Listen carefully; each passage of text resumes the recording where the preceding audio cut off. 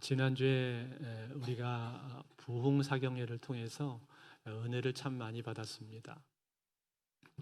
그때 받은 은혜를 다시 한번 되새겨 보기를 원합니다.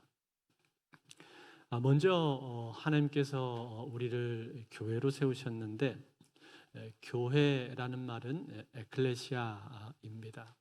에크는 뭐뭐로부터, 레시아는 부름받는다라는 뜻입니다. 즉 우리는 어둠에서 빛으로, 사망에서 생명으로, 의미 없는 삶에서 의미가 있는 삶으로 부름을 받은 존재들입니다. 그렇다면 이처럼 교회를 세우신 목적은 무엇입니까? 그것은 우리가 하나님의 형상으로서 하나님의 아이콘을 드러내는 삶을 살기 위함입니다. 즉 우리를 보면서 세상 사람들이 그리스도를 보게 되는 그것이 바로 목적이라는 것입니다. 두 번째로, 그렇다면 성도는 무슨 힘으로 이 험한 인생을 살아갈까 했을 때 그 대답은 무엇이었습니까? 그것은 돈이 아니라 명예도 아니고 심지어는 건강도 아니었습니다. 그것은 무엇입니까? 그것은 바로 관계였습니다. 관계. 하나님과 우리의 관계. 그래서 에베소서 1장 5절에 보니까 그 기쁘신 뜻대로 우리를 예정하사 예수 그리스도로 말미암아 자기 아들들이 되게 하셨으니, 이 말씀처럼 하나님과 우리의 관계가 어떤 관계라는 겁니까? 아빠와 아들의 관계다라는 것이죠. 즉 아버지라고 우리가 부를 수 있는 이 관계야말로 험한 세상을 살아갈 수 있도록 만들어주는 유일한 힘이자 원동력이 된다라는 것입니다. 세 번째로는 하나님께서 교회를 세우실 때 가정 역시도 작은 교회다라고 말씀을 하셨습니다. 그래서 가정을 우리는 하나님의 에클레시아로 세워가야 되는데, 그렇다면 어떻게 하면 가정을 에클레시아로 세울 수가 있겠습니까? 먼저 가정의 목적을 우리가 알아야 되는데, 가정의 목적이 무엇이죠?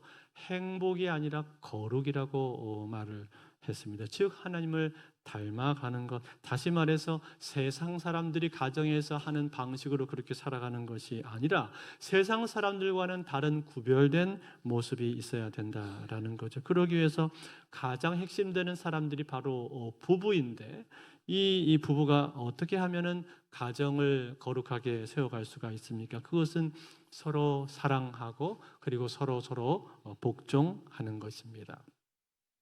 이것을 다른 말로 표현하면 돕는 배필이 되는 것이다 라고 그렇게 말을 할 수가 있는데, 그런데 우리는 자꾸만 돕는 배필이 아니라 뭐가 되려고 합니까?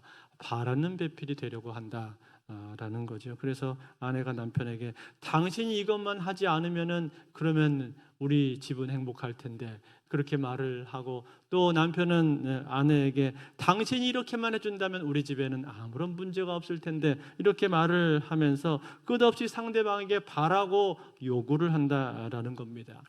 그렇지만 그것은 돕는 배필이 아니라 바라는 배필이라는 것이죠. 돕는 배필은 무엇입니까? 돕는 배필은 상대방의 부족한 부분을 보았을 때 그것을 채워주고 메꿔주는 것입니다. 그래서 내가 어떻게 하면 내 배우자의 그 약점을 내가 보완해 줄 수가 있을까?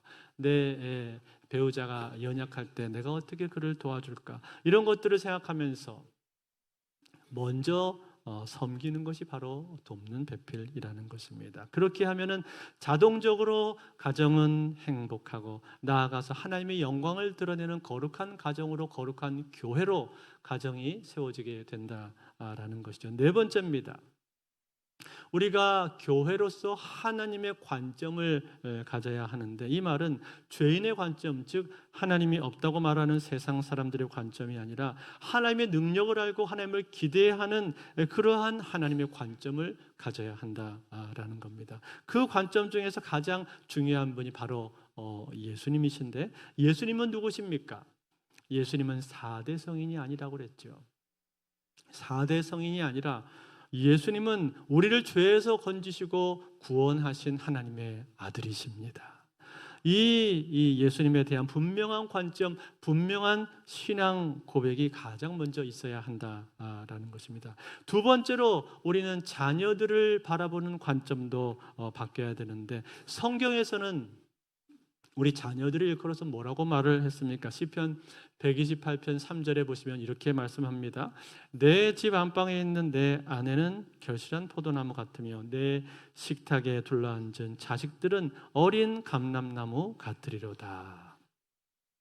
자, 여기 나오는 것처럼 감람나무라고 말을 했습니다. 감람나무는 올리브 나무를 말하는 것인데, 이 올리브 나무는 이 나무 한 그루만 있으면 자식을 대학에 보낼 수 있을 정도로 그처럼 값비싸고 유용한 나무가 바로 이 올리브 나무다라는 거예요. 우리 자녀들을 바라볼 때 그렇게 바라봐야 한다라는 것입니다. 즉 아주 유용한 존재로, 아주 존귀한 존재로 우리의 자녀들을 바라보아야 한다라는 것이요. 또 배우자를 바라볼 때도 역시 마찬가지입니다. 내 욕심을 채우기 위한 도구로, 대상으로 바라보는 것이 아니라 내가 섬기고 사랑하고 함께 거룩을 향해서 나아가야 할, 함께 하나님의 영광을 누릴 나의 돕는 배필로 바라보는 것입니다. 그럴 때 우리는 가정에서 하나님의 영광을 보게 된다라는 거죠. 그런가 하면 직업을 보는 관점도 바뀌어야 하는데, 직업은 무엇입니까? 보케이션, 즉 소명이라고 했습니다. 이 직업을 통해서 우리는 세상을 섬기고 하나님의 영광을 드러내야 한다라는 거죠. 그래서 예를 들어서 한동대학교가 가지고 있는 모토처럼 공부해서 남주자, 배워서 남주자, 돈 벌어서 다른 사람들을 섬기자, 이러한 목표를 가지고 연약한 사람들을 섬길 때 우리는 돈의 노예, 세상의 노예가 되지 않고 하나님의 사람들로서 하나님의 교회다운 교회로 세워지게 된다라는 겁니다. 마지막으로 하나님이 어두운 시대에 사람을 준비하시는 분이라고 했습니다. 그래서 우리나라의 가장 암흑과 같은 어두운 그 시기에 유관순 열사와 같은 귀한 분을 준비를 하셨던 것처럼, 그래서 그로 말미암아 수많은 독립투사가 나오게 하셨던 것처럼 하나님은 사람을 준비하십니다. 뿐만 아니라 사사시대의 한나의 기도를 통해서 사무엘을 준비를 하시고, 그를 통해서 이스라엘 나라를 새롭게 하셨던 것처럼 지금도 하나님은 사람을 찾으시고 준비를 하신다라는 것입니다. 돈이나 제도가 아니라 하나님의 말씀을 따르고 말씀에 순종할 수 있는 하나님의 사람을 찾으시고 그 사람을 준비하셔서 사용하신다라는 것입니다. 그런 거로 오늘 우리도 그 하나님께 쓰임 받을 수 있는 사람들, 쓰임 받을 수 있는 교회다운 교회로 세워져 가는 저와 여러분들이 되실 수 있기를 바랍니다. 자, 이렇게 해서 우리가 지난 부흥회 때 받은 은혜들을 다시 한번 리마인드를 해 보았습니다. 어떻습니까, 여러분? 기억이 나시나요? 부흥회를 피치 못할 사정에 의해서 참여하지를 못하신 분들은 이 시간이 부흥회의 엑기스를 지금 요약해서 제가 드린 겁니다. 엑기스를 드신 시간이 되시기를 바라고, 또 부흥회에 참석하셨던 분들은 다시 한번 그 은혜가 마음속에서 새로워지는 시간들이 되시기를 바랍니다. 제가 이렇게 하는 이유가 있습니다. 그것은 우리가 생각보다요, 하나님 말씀을 듣고 나서 그 말씀이 오래 가지를 못하기 때문에 그래요. 일주일을 채 못 가고 지워져 버릴 때가 얼마나 많은지 모릅니다. 심지어는 저 같은 경우에 제가 설교를 해놓고도 지난주에 뭔 설교했지? 이렇게 쳐다볼 때도 있거든요. 그렇기 때문에 일주일 정도 됐을 때 다시 한번 리마인드를 하면 이게 더 오래 유지될 수 있기 때문에, 너무나 주옥과 같은 말씀들을 우리가 들어서 그게 너무 아까워서 제가 오늘 말씀을 드렸습니다. 그런데 여러분, 이 내용들은요, 오늘 우리가 읽은 이 본문, 오늘 나눌 설교 말씀하고도 깊은 연관이 있습니다. 오늘 1절에 보니까 1절에서 뭐라고 말씀했습니까? 그러므로 이제 그리스도 예수 안에 있는 자에게는 결코 정죄함이 없나니. 그리스도 예수 안에 있는 자에게는 정죄함이 없다고 말을 했습니다. 이 정죄는 도대체 어디서부터 오는 것입니까? 이것은 죄로부터 오는 것이고 율법으로부터 오는 것입니다. 즉 율법은 끊임없이 우리를 향해서 너는 안 된다, 너는 부족하다, 그렇기 때문에 너는 죄인이다 라고 하면서 계속 정죄를 한단 말이죠. 그것이 죄의 법이고 율법의 법인데, 그런데 여러분, 우리는 죄의 법이 아니라, 율법의 법이 아니라 무슨 법을 따르는 사람이라고 했습니까? 우리는 의의 법을 따르는 사람이다라고 했죠.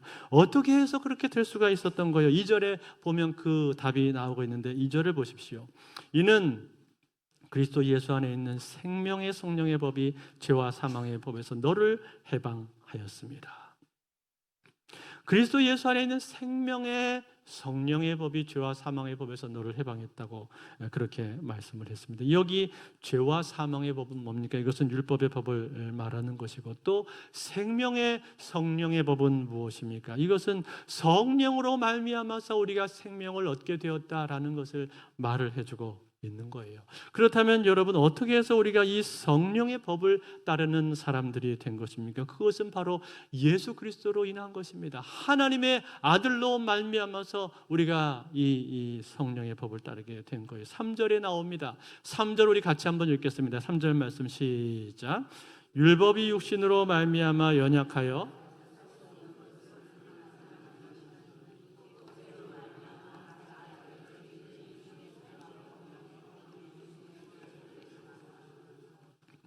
율법의 육신으로 말미암아서 연약하여 할 수 없는 것, 이게 무슨 뜻입니까? 우리의 육신이 약하다는 거예요. 연약하다는 거예요. 그래서 끝없이 죄에 넘어지게 되고 실수하게 된다는 거죠.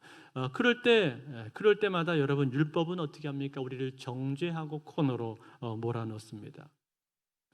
정죄하고 코너로 몰아넣지만 그러나 결코 우리를 의로움으로 데려가지를 못한다라는 거예요. 의롭기는커녕 자유롭게 하기는커녕 오히려 그 안에 아무런 생명력이 없습니다. 그런데 그러한 연약한 우리를 위해서 하나님께서 이루시는 또 다른 방법, 또 다른 방식이 무엇입니까? 그것은 자기 아들을 죄 있는 육신의 모양으로 우리에게 보내주신 거예요. 즉 육신을 입고 당신의 아들이 이 땅에 올 수 있도록 그렇게 하신 것입니다. 그분이 누구십니까? 바로 예수 그리스도십니다. 우리가 믿는 예수님, 그 예수님을 통해서 율법의 요구가 이루어지게 하셨다라는 것입니다. 그래서 여러분, 오늘 본문의 4절 말씀의 내용이 나오는 겁니다. 4절도 같이 있습니다. 4절 시작. 육신을 따르지 않고 그 영을 따라 행하는 우리에게 율법의 요구가 이루어지게 하려 하십니다. 아멘. 예수 그리스도의 십자가의 사역, 그의 희생과 죽음을 통해서 그의 대속으로 말미암아서 이 율법의 요구가 이루어지게 하셨다라는 거예요. 그래서 여러분, 우리는 더 이상 정죄당하지 않고 죄로부터 해방을 얻고 자유를 얻게 되었다는 것입니다. 할렐루야. 그래서 이제 더 이상 죄와 율법이 우리를 정죄할 수가 없는 거예요. 다시 말해서 우리의 신분이 바뀌었다는 거예요. 그렇다면 여러분, 여기서 이 법을 말을 할 때 생명의 성령의 법이다라고 그렇게 말을 했는데, 생명의 성령의 법이라고 그렇게 말을 하는 그 이유가 무엇입니까? 그것은 예수 그리스도로 말미암아 우리에게 성령이 오셨기 때문에 그런 겁니다. 요한복음 16장 7절 말씀 같이 읽습니다. 시작. 그러나 내가 너희에게 실상을 말하노니 내가 떠나가는 것이 너희에게 유익이다. 내가 떠나가지 아니하면 보혜사가 너희에게 오시지 아니할 것이요 가면 내가 너를 너희에게로 보내리니. 아멘. 예수님께서 가시면서 우리에게 보내주신 분이 누구십니까? 바로 성령이십니다. 우리가 예수 그리스도를 믿고 거듭나서 새 사람이 되면은 성령께서 우리의 마음속에 오신다라는 거예요. 그리고 그 우리 마음속에 찾아와 주신 성령께서 하시는 일이 무엇입니까? 제일 첫 번째로 성령께서 하시는 일은 우리의 구원을 확증해 주십니다. 고린도후서 1장 22절 말씀, 그가 또한 우리에게 인치시고 보증으로 우리의 마음에 성령을 주셨느니라. 아멘. 인치시고 보증해 주시는 분이 성령이십니다. 즉 성령께서 우리 안에 계시면서 우리가 하나님의 자녀인 것을 증거하고 보증해 주신다라는 거예요. 그래서 여러분, 우리가 하나님의 자녀로 거듭나게 되면요, 그 이후로는 하나님 말씀에 불순종하는 것이 좀 불편합니다. 좀 괴로워요. 왜냐하면 성령께서 우리 안에 계시기 때문에, 성령께서 우리 안에 계시면서 탄식하시기 때문에 그런 거예요. 그래서 옛날 같았으면은 술을 잔뜩 먹고 취해가지고 완전히 취해서 집에 들어와도 아무런 가책이 없었는데, 예수를 믿고 난 이후로는 하나님의 말씀이 자꾸 떠오르고 그 말씀을 거스르고 있는 것 같아서 마음이 불편하다, 그 말이죠. 또 과거에는 믿지 않았을 때에는 나에게 누군가 내 주변 사람이 도움을 청할 때에도 자기 일을 자기가 알아서 할 것이지 왜 나한테 자꾸 귀찮게 그래, 그러면서 그 요청에 대해서 모른 척하고 거절을 해도 아무렇지가 않았는데, 그런데 예수 믿고 난 다음에는 그렇지가 않은 거예요. 그런 상황이 되면 뭔가 마음이 불편하다라는 거예요. 그래서 다른 사람의 요구나 요청이나 부탁에 대해서 부응하지 못한 것에 대해서 괜히 미안하고, 내가 하나님 말씀에 불순종하고 있는 것 아닌가 하는 그러한 생각이 마음속에 찾아오게 된다는 겁니다. 여러분, 이러한 생각, 이러한 깨달음, 이러한 작용들을 다 누가 하시는 겁니까? 성령께서 하신다라는 거예요. 즉 성령께서 우리가 예수 믿을 때 우리 마음속에 들어오시기 때문에 그분의 탄식함으로 간구하시고 하나님의 자녀로 우리를 보증하시기 때문에 이러한 일이 우리 안에 생기게 된다라는 거예요. 그런가 하면 여러분, 두 번째로 우리 안에 오시는 성령께서 하시는 일이 무엇입니까? 그것은 우리를 그리스도를 닮은 모습으로 점점 변화시켜 가신다라는 겁니다. 이것을 위해서 성령께서 하시는 일이 무엇입니까? 그게 바로 간구입니다. 간구. 로마서 8장 26절 27절 같이 읽습니다. 시작. 이와 같이 성령도 우리의 연약함을 도우시나니 우리는 마땅히 기도할 바를 알지 못하나 오직 성령이 말할 수 없는 탄식으로 우리를 위하여 친히 간구하시느니라. 마음을 감찰하시는 이가 성령의 생각을 아시나니 이는 성령이 하나님의 뜻대로 성도를 위하여 간구하심이니라. 아멘. 성령께서 우리를 위해서 간구하시는데 그 기도가 어떤 기도라고 말씀했습니까? 하나님의 뜻에 맞는 기도를 하신다, 그렇게 말씀했죠. 여러분, 우리가 예수 믿고 나서 하나님 앞에 기도를 드리지 않습니까? 물론 그 이전에도 우리가 기도할 수 있지만 예수 믿은 다음에는 그 기도의 대상이 더 분명하고 하나님을 아버지로 믿고 기도하고 예수 그리스도 이름으로 우리가 기도를 하잖아요. 그런데 우리가 하나님 앞에 드리는 상당수의 기도가 어떻습니까? 하나님 뜻에 맞는다기보다는 내 뜻에 맞는 경우가 많습니다. 내 생각, 내 바램과 내 욕심과 내 욕망을 채우기 위한 기도가 많다는 거예요. 물론 우리가 하나님 앞에 드리는 기도가 다 100% 하나님 뜻에 맞는 기도만 할 수는 없을 겁니다. 때로는 나의 육신적인 필요, 또 사회적 필요, 혹은 내 생활을 영위하기 위한 기본적인 필요에 대해서 하나님 앞에 우리가 기도할 수가 있습니다. 그런데 문제는 무엇입니까? 문제는 늘 항상 그러한 기도에만 머물러 있다는 거예요. 그게 문제다라는 거예요. 그래서 기도가 좀 깊어지고 넓어지고 고차원적인 기도로 나의 기도가 자라가야 되는데 그러지를 못하고 항상 내 건강과 성공, 내 가족들의 안위, 그 정도의 기도에 늘 머물러 있는 것이 문제라는 거예요. 더 큰 문제는 무엇인가 하니 기도가 자기 중심적인 기도가 되다 보니까 무슨 일이나 사건이 나에게 내 주변에 일어나게 되었을 그때에도 하나님의 뜻을 제대로 분별하기보다는 계속 내 뜻만을 주장을 한다라는 겁니다. 예컨대 직장 생활을 하다가 어떤 사람하고 관계에 문제가 생겼단 말이에요.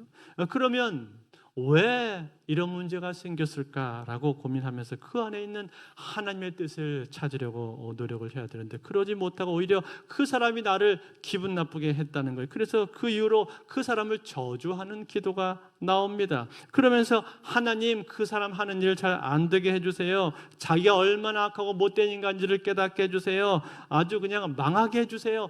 그러한 기도를 우리가 하곤 한단 말이죠. 그러나 여러분, 이것은 하나님 기뻐하시는 기도가 아닙니다.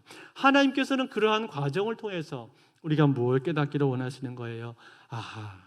내 성품에 문제가 있을 수도 있겠구나. 내가 어떤 부분에 부족함이 있는 것은 아닌가. 이 일을 통해서 내가 깨닫고 배워야 되는 것은 무엇인가? 그런 것들을 생각을 하면서 스스로 변화되기를 원하신단 말이에요. 그래서 성령께서는 나의 기도를 바꾸어 가시는 거예요. 처음에는 하나님 그 사람 잘 안 되게 해주세요. 혼내주세요. 아주 망하게 해주세요. 저는 너무나 억울합니다. 이렇게 기도를 하던 사람인데, 그런데 계속해서 기도하는 가운데 성령께서 우리의 기도를 어떻게 바꾸어 가십니까? 그 사람에 대해서 그 사람을 불쌍히 여기는 그런 마음을 내 마음속에 주시고, 또 나의 모습 가운데에도 내 모습 속에 불완전하고 부족했던 그 모습을 보게 하신단 말이에요. 그래서 그 사람에 대한 기도가 저주가 아니라 축복의 기도가 나올 수 있도록 그렇게 바꾸어 가신다라는 거예요. 나아가서 그에게 다가가서 미안하다고 말을 하면서 서로 화해하게 하시고 관계를 회복하도록 그렇게 만들어 가신단 말이에요. 그것을 통해서 성령께서 무엇을 이루어 가시는 것입니까? 우리가 그리스도를 점점 닮아가도록 만들어 가신다는 거예요. 즉 성화를 이루어 가신다는 겁니다. 이것이 성령께서 우리 안에 오셔서 하시는 일입니다. 마지막으로 그 성령께서 우리 안에 들어오셔서 하시는 또 다른 일은 무엇입니까? 그것은 우리를 하나의 공동체로 빚어 가신다라는 겁니다. 에베소서 2장 22절 말씀입니다. 같이 한번 읽습니다. 시작. 너희도 성령 안에서 하나님 거하실 처소가 되기 위하여 그리스도 예수 안에서 함께 지어져 가느니라. 아멘. 함께 지어져 간다, 그렇게 말씀을 했습니다. 우리가 그리스도를 닮은 모습으로 변화되어 가는데 나 혼자 그렇게 되는 것이 아니라 함께 같이 변화되어 간다. 함께 지어져 간다라는 거예요. 그렇게 이끌어 가신다는 거예요. 사랑하는 성도 여러분, 여러분들은 하나님께서 나를 부르실 때, 우리를 부르실 때 우리를 공동체로 부르신다는 사실을 믿으십니까? 이 사실을 믿으십시오. 하나님께서 우리를 부르실 때 우리를 공동체로 부르신다는 거예요. 이게 교회고 이게 기독교입니다. 그래서 여러분, 기독교의 영성은 나 홀로 영성이 아니라 공동체 영성입니다. 함께 영성이고 연합된 영성이다라는 거예요. 즉 우리는 함께 있을 때 성장하게 돼 있고 함께 있을 때 온전해질 수가 있다라는 거예요. 그런데 우리는 흔히 생각을 하기를 내 신앙이 좋아지기 위해서는 사람들과 같이 있을 것이 아니라 나 홀로 떨어져서 어디 수도원이나 기도원 같은 데 들어가서 혼자 영성을 쌓으면 신앙이 좋아지지 않을까라고 흔히 생각을 하는데 그렇지 않습니다. 물론 우리가 홀로 떨어져서 기도하는 시간이 꼭 필요합니다. 그러나 계속 홀로 떨어져 있는 것은 절대로 건강한 신앙이 될 수가 없습니다. 대부분의 경우는 그렇게 하면 혼자 신앙생활 하면은요 한쪽으로 치우치게 되고 편협하게 되기가 쉽다라는 거예요. 균형 잡힌 모습으로 아름답게 자라나기가 어려운 것입니다. 그렇기 때문에 여러분, 우리는 신앙생활할 때 항상 무엇을 지향해야 됩니까? 공동체를 지향해야 되는 줄로 믿습니다. 공동체와 붙어 있어야 되고 공동체에 함께 있어야 되고 거기에 몸을 담아야 되는 거예요. 여러분, 우리가 공동체에 내가 들어와서 몸을 담는다는 건 뭘 의미하는지 아세요? 자기가 불완전하다라는 것을 인정하는 것입니다. 즉 나요 여기에 들어와서 나 많이 깎여야 되는 사람입니다 라고 그렇게 말을 하는 것과 똑같다는 거예요. 나 좀 많이 다듬어 주세요 라고 그렇게 겸손하게 부탁하는 것과 똑같은 것입니다. 그런 사람들이 결국 다듬어지고 깎여져서 그리스도의 아름다운 형상으로 자라가게 되어 있는 거예요. 홀로 떨어져 나 혼자 분리되어서 신앙생활 하는 사람들이 그런 것이 아니라 같이 어우러져서 공동체로 있을 때 우리가 온전해지고 성장하게 되어 있다는 거. 홀로 있는 사람들은 항상 위험한 것입니다. 그래서 여러분, 예수님께서 우리를 일컬어서 우리에게 뭐라고 하셨습니까? 양떼라고 말씀하셨잖아요. 양떼. 양들이 같이 모여 있을 때 목자가 같이 있어서 위험함을 막는 것처럼 그렇게 양떼가 같이 있어야 되는 거예요. 여러분, 항상 맹수에게 당하는 양은 어떤 양입니까? 홀로 떨어져 있는 양이 그렇게 되는 거예요. 자기 갈 길로 혼자 걸어가는 양은 항상 위험한 것입니다. 때문에 여러분, 우리는 어떻게 됩니까? 우리는 어떻게 해서든지 모여야 됩니다. 열심을 다해서 모여야 되는 거예요. 히브리서에 나와 있는 그 말씀처럼 모이기를 피하는 어떤 사람들의 습관과 같이 하지 말고 오직 그날이 가까움을 볼수록 더욱 그리하자. 그 말씀처럼 열심을 다해서 우리가 모여야 된다라는 거예요. 그런 의미에서 볼 때 여러분, 오늘날 한국교회 현대 교인들 가운데서 등록하지 않고 그냥 교회에 왔다 갔다 하는 그런 성도들이 있는데, 그러한 신앙생활은 결코 건강한 신앙생활이 될 수가 없습니다. 늘 그런 분들은 위험 요소를 안고 있는 거예요. 여러분, 등록 안 하고 신앙생활 하는 것보다는 등록을 해서 교회 정식 멤버가 되어서 신앙생활 하는 것이 훨씬 더 건강한 신앙이고, 또 등록하신 분들 중에서는 목장을 하지 않고 신앙생활 하는 분보다 목장에 들어와서 같이 공동체로 신앙생활 하는 것이 훨씬 더 건강하고 안전한 신앙생활을 할 수 있다는 거예요. 공동체로 함께 어우러지고 부대낄 때 우리가 성장할 수가 있는 거예요. 그런데 간혹 보게 되면은 목장 안에 들어와 있으면서도 자기 입맛에 맞는 사람들하고만 어울리려고 하시는 그런 분들이 있습니다. 자기 스타일이 따로 있다는 거예요. 아무개는 내 스타일이 아니야. 그러면서 그냥 그 사람은 배제해버리고 걔 있으면 난 안 갈 거야. 그렇게 하시는 분들이 있는데, 그러나 여러분, 그것은 건강한 모습이 아닙니다. 그렇게 하려면 여러분 동호회를 가야죠. 그러나 교회는 동호회가 아니잖아요. 교회는 친목단체도 아니고 동호회도 아닙니다. 교회는 무엇입니까? 교회는 그리스도의 몸입니다. 몸, 그리스도의 몸으로 서로 연결되어 있다라는 거예요. 그리스도의 몸 안에는 다양한 지체들이 같이 있지 않습니까? 여러분, 내 몸만 봐도 그렇잖아요. 손도 있고 머리도 있고 눈도 있고 코도 있고 귀도 있고 발도 있고 다양하지 않습니까? 그것 하나하나가 다 뭡니까? 각각 다 다르고 다른 역할과 특성을 가지고 있는 것이고, 그리고 발달된 부분도 다 서로 다른 거예요. 그렇지만 전부 다 필요하기 때문에 하나님께서 주신 것입니다. 그래서 여러분, 건강한 신앙생활은 어떤 신앙생활인가? 내가 누구하고도, 어떤 사람하고도 만나도, 어떤 사람하고 목장에서 같이 만나도 그 사람을 받아들일 수 있어야 됩니다. 그 사람을 수용하고 같이 어우러질 수가 있어야 한다라는 거죠. 설령 그 사람이 나하고 기질상 잘 안 맞는 부분이 있다 할지라도 그것을 맞추어가는 것이 신앙의 훈련인 것이고, 그 사람과 함께 어우러지는 것이야말로 우리의 성화의 중요한 과정이라는 거예요. 그래서 그러한 과정을 많이 거치게 되면 어떻게 될까요? 그러한 과정을 많이 거친 사람은 신앙생활하면서 자유를 얻게 되는 거예요. 누구를 만나도 두렵지 않은 그러한 자유를 얻게 된다, 그런 말이에요. 왜 그렇습니까? 왜냐하면 어떤 스타일을 만나도 그 사람을 사랑하면 되니까, 섬기면 되니까, 내가 사랑해버리면 된다, 이 말이에요. 그게 뭡니까? 그게 바로 아가페입니다. 예수님께서 우리에게 말씀하신 사랑이 바로 그 사랑 아닙니까? 그런데 그것을 성령께서 우리 안에 들어와서 그 일을 행하신다는 거예요. 그렇게 해서 여러분, 성령께서 우리 안에 역사하시도록 우리 자신들을 내어드리면, 그러면 여러분, 저는 믿습니다. 그 성령 안에서 우리는 진정한 자유를 얻게 될 줄로 믿습니다. 그 자유가 뭐예요? 생명의 성령의 법으로 말미암아 우리를 자유롭게 하시는 겁니다. 사랑하는 성도 여러분, 오늘 이 자리에 계신 여러분들, 이러한 자유를 누리기를 원하십니까? 그렇다면 성령을 의지하십시오. 내 안에 계시는 성령을 의지하시고 그 성령의 인도하심을 따라가십시오.